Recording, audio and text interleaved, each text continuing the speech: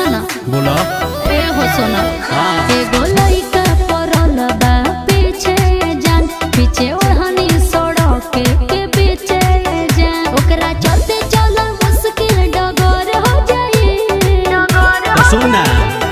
जहिया अजब तहार डर हो जाई तू जान हो तोहरेला मर्डर हो जाई तू जान हो तोहरेला मर्डर हो जाई साज को हटड़नु म्यूजिक बाय मास्टर प्रिंस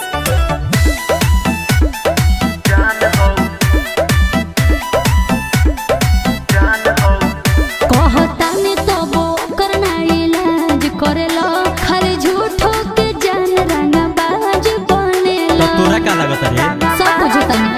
बुझालो बात बात हमार कोई नजर ना उठाई साचो देहम तहराए जान ओकरा के गोर पगिराई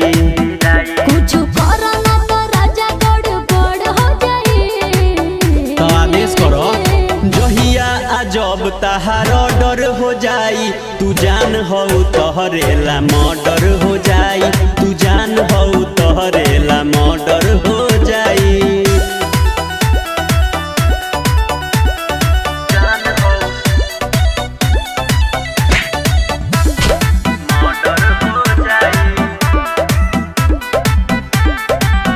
कहीं केतना उ हमके लाचार कइले बा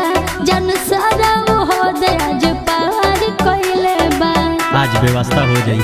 पिटवा के ना होके एकदम खाली सुनले बारू तू देखबू हमार अजबूता कहिया? साले के तोहरे सोझा मारे बना के आज तूता ए शिकारी करो ऐसन ओकरा डर हो जाए हाल खींच न मुकर जहिया अजब तहार डर हो जाई तू जान हो तोहरेला मर्डर हो जाई तू जान हो तोहरेला मर्डर हो जाई।